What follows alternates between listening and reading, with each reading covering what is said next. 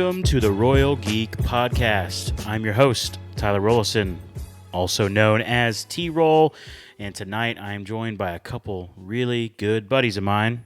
First of all, we got Justin Sandoval, a.k.a. Sandy, and we also have my man Anthony Amato, who we like to call Shamato. Oh, and also, Beanie, the pod dog, is running around the house, so you'll probably hear a squeaky toy any moment, so just be prepared for that. Boys, no Markham tonight. Nope. Yep. He couldn't make it tonight, so we're bummed to miss you, Zach. So hopefully he'll be back next week. Tonight we are talking about Andor episode number 9, which is called Nobody's Listening. You got it, man. Got it. Rocked You it, did man. not even talk about it beforehand. I know. Yeah. I'm really proud of impressed. myself. So Yeah. Hopefully not the situation with our podcast. shout out to me. That's a good point. Shout out to me, and a shout out to all of our listeners, all of our viewers, everybody who tunes in each and every week. We want to thank you guys so much. We want to ask you to please subscribe to the podcast wherever you are listening, whether you're watching on YouTube or you're listening on Apple or Spotify, Google, something else like that. We just want to thank you. We also want to remind you to follow us on social media at Royal Geek Pod, Twitter, Instagram, TikTok, Facebook, lots of stuff. So check us out, stay connected, and yeah. With that in mind, boys, I think it's time. Spoiler warning, all right? Right off the jump. Right off the jump. Yep. Spoiler warning, Andor episode 9, nobody's listening. What y'all think? This is definitely a premiere quality show, man. Yes. This thing is top notch, and all the way from the acting to like the set pieces and designs. The music was fantastic this episode. I have a feeling that this could be better than The Mandalorian. Like, this show could be the Star Wars show. Yeah. Legitimately, as I'm watching these couple of episodes, especially the last couple, this may be the best prison show I've ever seen. It is phenomenal the way that it's playing out in the prison, and the intensity and just the motions, and like even when they're building whatever they are building is just almost mesmerizing, the way that they're doing it and the way that everything is playing out. And it's just, I don't know, it just has this feel to it that is just gripping as you're watching this play out. Agreed, 100%. Yeah, gripping is a good word. I think we say intense all the time. It feels intense. It always feels intense. This whole episode, I kept wondering, like, who's about to die? What twist are we about to get? And it literally keeps you on the edge of your seat. So It does, yes. Yeah, man, I've been enjoying it.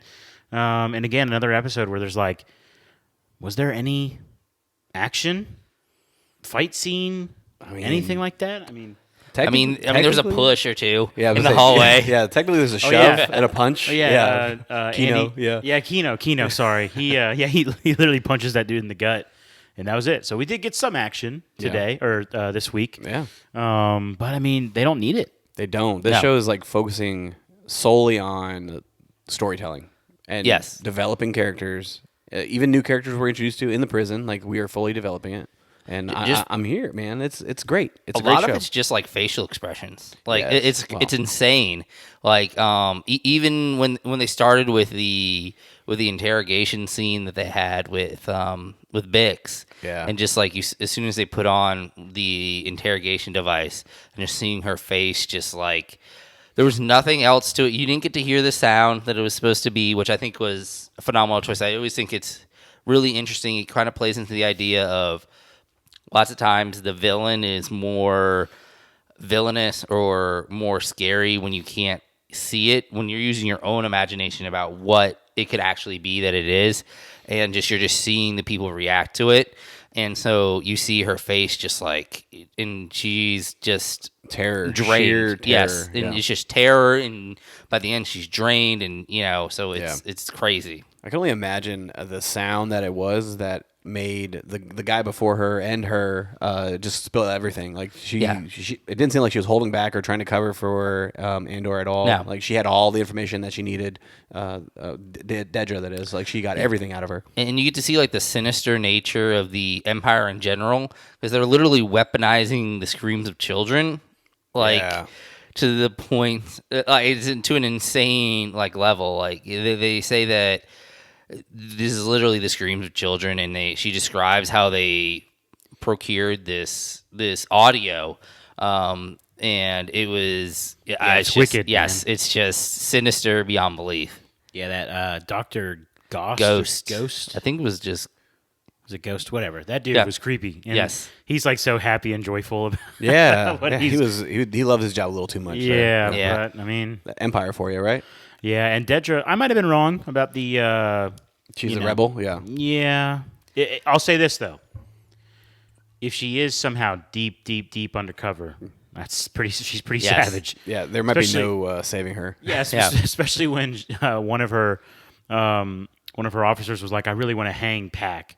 And she's like, as you wish. And I was like, when she said that, I was like, okay, there's I think I was wrong on that going back from that one. I think I'm wrong on that one, ladies and gentlemen. Sorry. I feel like there's got to be a turn in some sort. Somebody is going to be a turncoat in some way or another, but I don't know who it's going to be. I don't know if it's going to be her random lieutenant, that pops up in the middle of that meeting, or if it's actually still her and they're really driving home how deep some of these agents actually are, or if it's going to be somebody else. Maybe that person that she was scolding, that one officer that she was always like kind of fighting back and forth with, maybe it'll end up with him being actually like a undercover agent of some sort of the rebellion, or the Empire is just so like grand that she has to commit 100% to her thing. But I really don't think she is one. I just think if she were to be one, it has to be a full-on commitment until that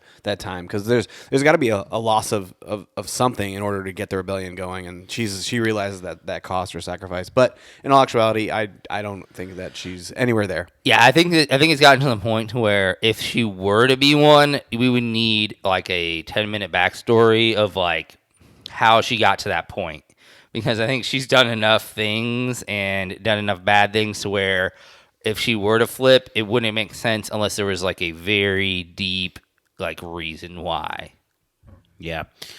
Yeah, again, I might have been wrong about that one, but she's intense. So she interrogates Bix, and the problem is that as far as she knows, Bix. Well, actually, I think it's pretty clear. Bix is the only person that they know who can positively ID Luthen. Now, they don't know him as Luthen.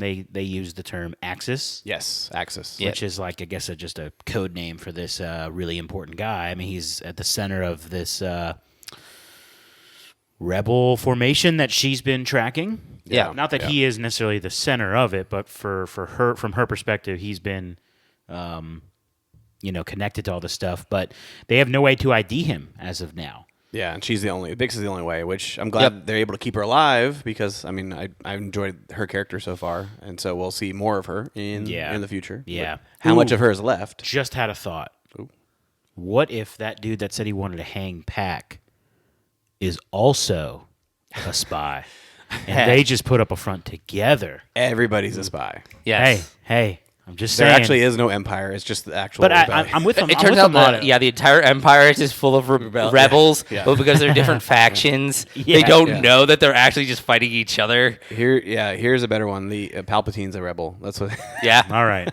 I mean, in a way, he was a rebel against the Republic. That's just because of you, T-Roll. That's all. I know. So, but I agree with what Amano said earlier, where it's like there's got to be some twist coming still somewhere. There's 3 more episodes in this season. Yeah. And it's going to set us up perfectly for a cliffhanger, right? We know that because there's a season 2. So it's going to be, and it's going to hurt. I can tell right now, this show is so good that the end of this season is going to hurt. And I don't mean that it's going to be bad. I think, in fact, I mean it's going to be awesome. But the cliffhanger that we're probably going to get is going to hurt. And we're going to leave you hungry. Yeah, we're going to have to freaking wait 9 months or 10 months until season 2. Well, you really get to see it'll be very much like, or similar to when Infinity War ended. And you're just all this open stuff where... That's a big claim right there. It is a big claim. But that's the quality of show that we're dealing with here. Yeah, at least in the idea that there's going to be so much speculation. There's going to be so much speculation about where is it going, hopefully. Better be. To where, and we're going to expect so much from it, that it's just there'll be billions of theories, especially with it being the Star Wars universe. You're gonna be like, where is this gonna go? Yeah. What direction is this heading? Reddit's gonna lose its mind. Exactly. All right, let's finish up on Dedra. Again, there's multiple storylines that they bounce back and forth from. So, what if anything else on Dedra? There's that scene later on where they capture what they call a rebel pilot. Yes. And I keep thinking, like, is this Luthen? Because we didn't get Luthen at all in this episode. Right. No. But we did see him, like, he was flying. He was flying, so it makes you wonder. I think you're right. I think it is Luthen? Yeah, I think it is Luthen. I think there's a smoke screen where it's not Luthen, but they're making us think that it is. But what do you think about it? I mean, what would be kind of interesting is if it is Luthen, but they don't know that they don't think of him as Axis. He's not significant. They just think he's like a pawn. Yes. They don't think of him as... Like, they haven't connected the two worlds yet. They don't know of him as the dealer that he is or as the Axis person that they're looking for. They see him as some other entity that isn't necessarily... That may be connected to the rebellion, but maybe not connected to the 2 points. It might be one of those things where he slips like underneath in some way or another. Yeah. Yeah. Well, I mean, it'll be interesting to see if it is him, but I mean, now that you say it, like, I really want that to happen, and it has to happen now, because I think that's going to be a cool chess match between Luthen and Dedra. Like, I think that'd be really cool to see their interaction, especially with her not knowing that he is who he is. Yeah. I don't know, man. Because is it Krieger that they said, like, the Empire's worried about? Yeah, he wanted. Yeah. Why are they worried about this? Who is this guy? Why are they worried about him? That's for the story to unfold, man. I don't know. I don't know. All right, I don't know who this guy where's is. Markham? Anto Krieger, right? Anton, was it? Anton? You're right, yes. Whatever, guys. Star Wars, yay. Okay. So, Mon Mothra. Yeah. Yes. We get the reveal that, well, first off, she's doing a bunch of stuff with the banker, right? Yes. But then we get the reveal of Vel is her cousin. Yeah. Yes, which at first I wasn't 100% sure if she was like a real cousin or if it was like a quote-unquote cousin. Yeah. What's up, cuz? Situation where it was like part of their cover because, it'd be like, oh, a cousin is not going to be someone that you're going to be like, why is this person coming around type of thing. But a cousin is also something to where it's far enough relation-wise. It's in that sweet spot. It's close enough to where you're not going to be like, why is this person around? But it's further enough to where you're not going to be like, well, why aren't they always around? Or why aren't they like, or like your stories could not always match up and it can be okay because, you have cousins that you see every 10 years and it's like, okay. But it seems like they're actually legit cousins. So that is definitely interesting to see how that's going to play out. And it's going to be really cool to see how the relationship between Mothma and Luthen and Vel is actually... How did that relationship come about? Like, did Luthen kind of like almost, is he kind of recruiting both of them or is he and using either one set of skills to move the rebellion forward? Is the true power in the relationship still like, is it somewhere else? So that's going to be very interesting to see. And although it seems like Vel is very much, the more hands-on version of the cousin. They kind of like play the two roles. Like there's the money and then there's the hands-on version of the rebellion that you're kind of seeing playing out with their relationship. Yeah, they had a lot of great dialogue between them. Whether it was like when they were off in private, they had like a good conversation, and when it ended, like as far as like when Vel was getting ready to leave, Mothra was like, "You got to keep playing your part, and play the spoiled rich girl for once," like that kind of thing. Because Vel was like, she's eager to get back out there and keep making advancements with the rebellion. But Mothra's like, "Take your time, like it's okay, like." Be a spoiled rich girl. Yes, be a spoiled rich girl. Like, be that person right now because we need to keep up appearances because we set some things into motion that we need the Empire to respond in a certain way so they can use that to keep the fire ignited to turn more people to the cause. Yeah. I'm really wondering. So, something that I'm kind of wondering about is the daughter.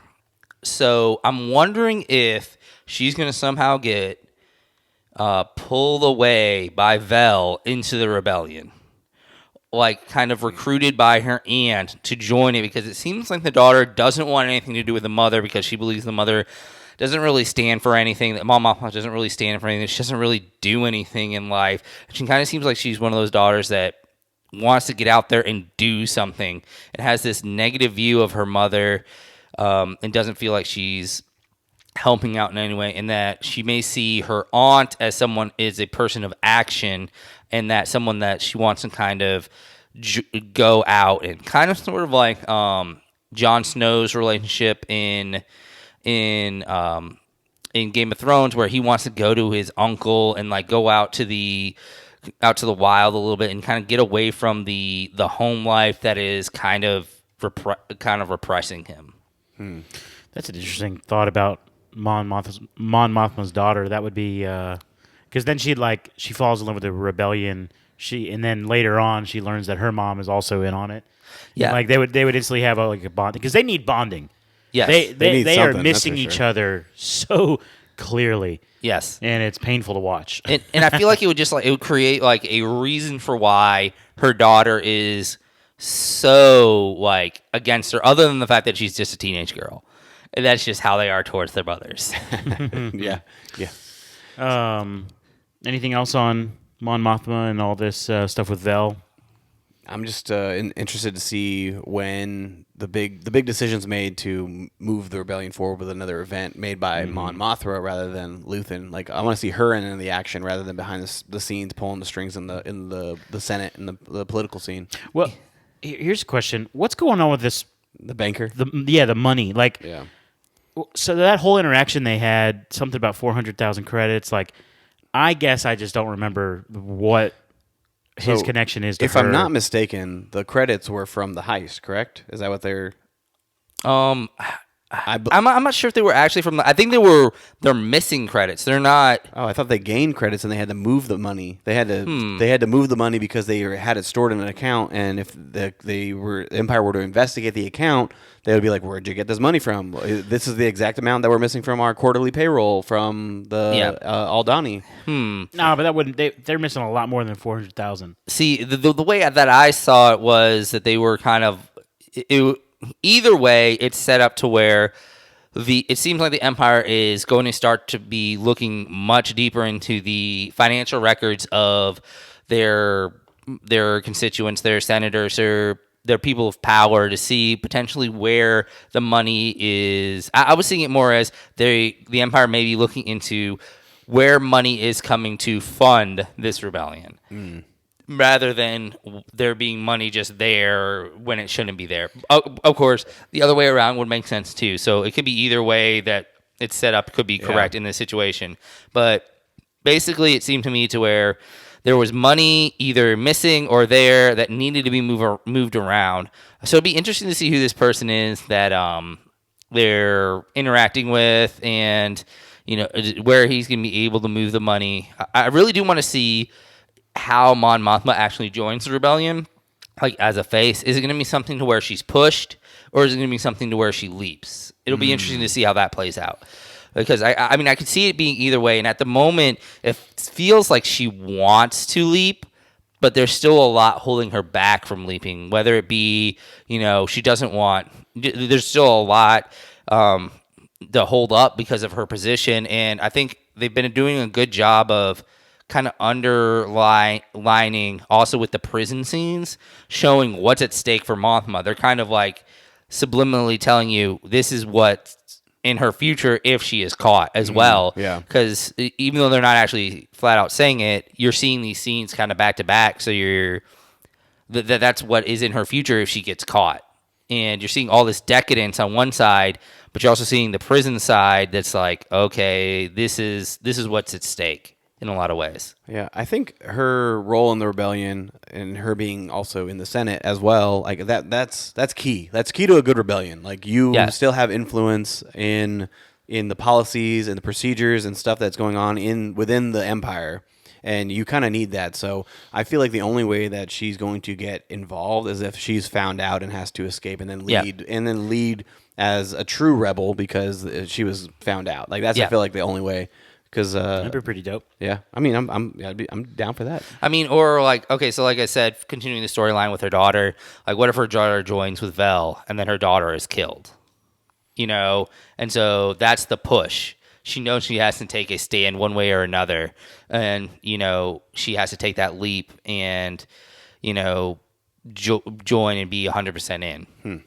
Yeah, maybe so. All right, how about the prison scene? Yes. Or scenes, really. Yes, just multiple, everything. Yeah. Yes. Incredible, man. So, they are still building whatever parts they're building. Yes. Right? And then they are, it seems like they're all working as a good team, the one that Andor's on. Yes. Minus the old dude and his decline in health. Yeah. Man. It was he pretty deteriorated. Bad, yeah, big time. Yeah. Yep. All right, so I know that the top team or crew gets to taste their food. Right. Did they show that the bottom crew also gets electrocuted though? Yes. They do. God. Yeah, Yes. They do. That's awful, man. Work faster. Yes. I know, but that's Productivity, man. Productivity. That's just brutal. The really Empire is, is man. just so evil. Yes. Yeah. Yeah, it's just the way it plays out. Unfortunately, it makes sense in this situation for them to have incentives, and then for there to be punishments for you to at least, you may not be the best, but for a fact you do not want to be the worst. Yeah. So, are you telling us you're pro Empire right now? That's what it Sounds sounds like it, That's yeah. what it sounds like. You heard it here first on the. No surprise. Yeah, sure. Yeah, so turns out that they essentially killed off an entire floor. Yes. They hear rumors and rumblings on their communications Mm-hmm. through the tunnels or the little bridge where they're walking. And so, yeah, an entire floor. They killed 100 plus, right? Yeah. And the medic, and we're jumping ahead a little bit, but it's okay. If you're listening to this, you probably watched it. So it's the medic is the one who tells Nino and Andor or Kino. Sure. Andy Serkis. Yes. Andy Serkis. Yeah, he's tells him that the Empire made a mistake essentially.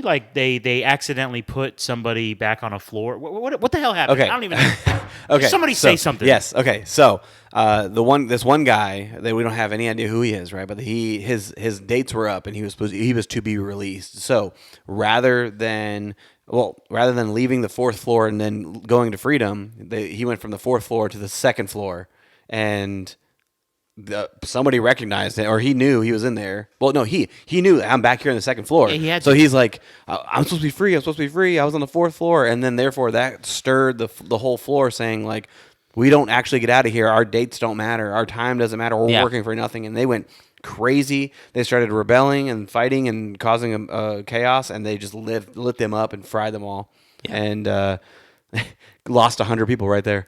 I do think it's also an interesting point to point out that the medic was also a prisoner. Yes. Yes. Because of just the fact that you're seeing these roles being played out, which kind of points at how many people we talked a little bit off the pod about how many guards are actually in this location, which I think is going to be an important number to know going out. I think it's kind of hard to figure out what number it is, right? Exactly how many, but it's also showing that these auxiliary roles are being filled by prisoners as well. So that means there aren't extra, lots of times, of people who are guards or members of the Empire that are filling these roles. So that means that is one less person who could be on the Empire side in these situations. Right. Yeah. And I think it's interesting to point out that the entire time we see any of the prison scenes, Andor is continuously questioning Kino. Yes. What do you know? How many guards are there? He's interrogating him, and Kino's just focus on your work. Focus on your work. Worry about the time. Yeah. Oh, yeah. Exactly. Right. Yes. And so finally at the end when Kino comes to the realization, because the medic. Oh, the ending was great. The medic gave him all the information that he needed to finally be okay, we got to do something here. Yeah. And how crazy was that scene of watching him, it click in Kino's mind of he was that guy who was stick to the plan, and then he realizes it, and then his facial expressions just change, and you can feel what he is feeling. And Andy Serkis does that better than anybody else, is to act with his body and his emotions and he really draws you in. His eyes, man. Yeah. Well, and Andor asks once again how many guards are on the floor at any time or whatever, and he says, when he said no more than 12. Like, it was just such a... Yeah. I don't know. It just felt like an epic ending. It really was, did. Yeah. Yeah, just the way he said it. And it was a man who just completely lost his it, worldview is shattered. Yes, Yeah. yes. That's a great way to put it. His worldview was shattered because he was like, just keep your head down, do your work, and you will get out. That's what he was trying to do. Because from the very beginning, although he was always kind of against what Andor was doing, but he was only against it because in his mind, he saw these numbers on everyone's shifts, how many of these people had left. And he knew in his job, he saw it as almost like a commanding officer. Like his job was to get these men home To their 2-0, right? Yeah, Great. to keep them alive, to get them through this in a way campaign in a lot of ways. And I think that's how he took it very seriously, and he understood that not only is he's working for these men to get home, he's working towards getting himself home.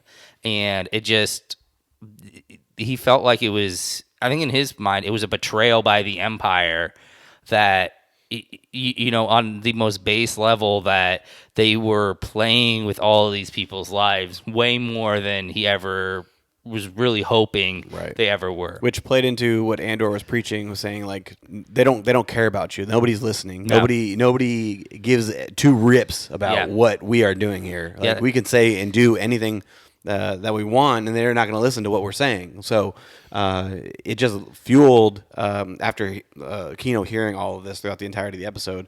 At the end, he's like, "You're right. Nobody does care. We're stuck here, and I don't want to be stuck here anymore." And I'm going to tell you that there's 12 guards on every floor, and maybe this is going to spark a planning, because we saw some inkling of a plan when Andor went to the restroom, and the guard was coming down with a new person, and Andor was talking like, "We can take him now. We can jump on this now. Like there's a plan formulating between all the prisoners on the floor. It's just a matter of when is the right time to execute that plan." And I think that it's been done like seamlessly to the prison planning, the prison scene in this episode and in the series so far. So like the jailbreak, when it happens, it's gonna be epic. It's gonna be incredible. It's truly gonna be phenomenal. Yeah, it's gonna be really cool to see. I also kind of want to know, with this whole situation, is the Empire's turn specifically because of what happened now to Adani, and were they letting people out eventually, or was this specifically because of Aldani and they just I want to know if this is new or if this is something that's been going on forever. It's got to be new because in my head it's like they let a prisoner out who was going to be released, who was on floor number 4, and then they sent him to floor 2. It's like he like, unless they wiped his memory, he remembers where he came from, which is why everyone on floor 2 lost their mind. Yeah. That hasn't happened yet. Right? Yeah, so that'd be the first time that happened. Yeah, so it's like if they have always been doing this, they would have always had riots like that. Like, unless there are just floors that they send people to just to die. Right. Yeah. Yeah. Yeah, and maybe that's it, but then what's the point of that? Like they said, they feed them, they give them sleep so that they can work because they want their labor. Yeah. So I don't think the Empire wants to lose a floor of 100 people. Yeah, I mean, they need bodies. They need people to build the pieces for the Death Star. Like, I mean, that's what they need right now. And I mean, that might be why, is they just need all this extra labor because maybe the Empire is ramping up for something. They know something is coming, and they know that the cheapest form of labor is what they are. Like, I mean, Andor brings it up. We're cheaper than droids. Yeah, like, which is a great point too. Yeah, yeah, it's crazy. Yeah. Fun episode. Yeah, fun. I mean, I guess not good. I wouldn't say fun. Entertaining episode. Yeah. There you go. I think it's happened last week too. You said that. Yeah, I'm having a good time, man. Yeah, I've been loving the fact that I have to be on the edge of my seat the entire time. Like that's what TV should do, man. Yeah. You should have a full on experience where you want to jump up and shout at the screen. Like that's what it should be all about. No, it was epic. And I'm just loving the length of these arcs. Like I felt like on Aldani, if they wanted to, they could have done it in like an episode and a half, but they pull it over like 3 episodes.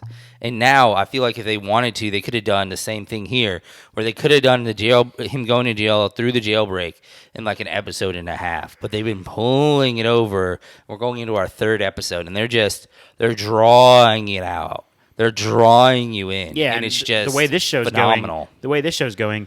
The whole next episode could be just planning. We still might not even get the jailbreak. we could get like an entire episode that's like an Ocean's 11 style, like laying out what they're going to do. Maybe that'd like be that would be it would be completely out of character for what the show is. Yeah, but it would be very interesting to see how that would play out. Mm-hmm. Yeah, let's say a new prisoner enters and he's like Danny Ocean, right? Yeah. Or what if a new prisoner shows up and it's Luthen? Maybe that pilot is Luthen, and they send him, or they don't know it's Luthen, so they just send him to this facility. So let's just keep spinning this web, man. Let's keep spinning this web. So, real quick, they noticed that the elevator doesn't electrocute. Is that right? Yeah, the elevator and then the top top floor. Yeah, the top ramp area. Okay. Yeah, because one of the guys gets electrocuted, but then he touches like the railing. So that leaves the possibility of, you being able to touch the railing or maybe even stand on the railing and not get electrocuted. And they said one of the guards was not wearing boots, so they did point that out. Yep. So interesting, and I'm looking forward to next week's episode. I think. Is there anything else we're missing? I think we broke that episode down, man. Yeah. Way to go, us. And it'll be interesting to see if like how much the underemployment of the staff is going to affect their breakout, and because they did make a point to talk about that the guards run late and they're not always the full allotment that they need for certain situations. Yeah, right. What's Dedra gonna think when they hear about this? They have a briefing about this prison break. And then they have just some random footage or pictures of those who escaped, and they see Andor. Yeah, you know what I'm saying. That's gonna be good to see. It's gonna be great. Yeah. One last thing. Do we want to talk about the conversation between Deidre and Cyril? Yes. Good point. Creepy dude, man. Stalker mode. Yes. He is so creepy. He was very creepy, but I am wondering. Like, I think it's meant to sort of look like it's more romantic than it really is. Oh, I mean, his eyes, maybe. I don't know about hers. No, I don't see it as romantic in his eyes either, though. I think it's he sees his idealism in her. And it's not necessarily romantic idealism in the sense of, I want to get with you. Mm-hmm. It is he sees that the way that they go at their jobs, which is what was so much of his life before, is so similar. And I think he sees her as a way to, like, as someone that he could work with, that he could have a relationship in the working environment, not necessarily in the romantic way, but the drive. I think he's romanticizing the cause and their wavelength, the way that they see the Empire and the world. Yeah. He's romanticizing that pairing between them. I could see that, but I don't think it's true, like, romantic. Yeah. In that sense.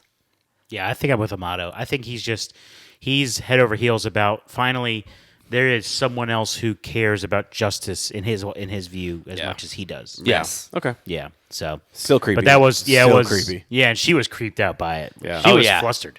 I don't blame her. The dude literally just showed up at her work and was like, "Hey girl, I sense it. I know you want this." Yes. I sense it in you. Yep. Let me grab your arm. Yeah. Crazy. All right. So check back next week to hear the update on Cyril to see what the next crazy thing he does. I think that's it, boys. Yeah, absolutely. So, to all of our listeners, thank you for tuning in. Please follow us on social media at Royal Geek Pod, places like Instagram, TikTok, Twitter, Facebook. And also hit subscribe on the video you're watching or the podcast you're listening to, and help us to kind of grow the community, the Royal Geek community. So with all that in mind, for my good friends Sandy and Shamato, this is T-Roll saying thank you so much for listening to the Royal Geek Podcast. We will see you next time, you peasants.